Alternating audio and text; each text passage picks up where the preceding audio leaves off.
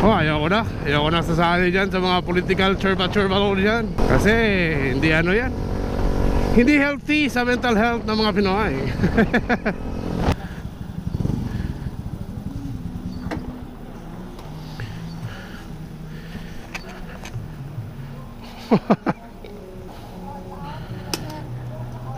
Out na ka? Regular.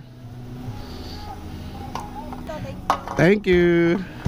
So ayan kamaradons, tapos ito yung nagpagas. Yan ang problema. Yan talaga pag mamadali tayo, konti lang kasi silang mga gasoline boy, gasoline girl. Hindi katulad sa US ba na tayo na nag-ano, tayo nagagawa dyan. Pero okay, ox lang naman yan. Ox din yan kasi nag-generate siya ng trabaho, no, para sa mga kababayan natin. Nice, it's nice. Kasi dun sa Amerika, di ko nga lang alam kung bakit ganun. Ba't sila yung nag-ano, wala silang attendant, cashier lang, no? So, I don't know their style. Kasi matagal na rin akong hindi nakaka-uwi sa amin sa Estados Unidos eh.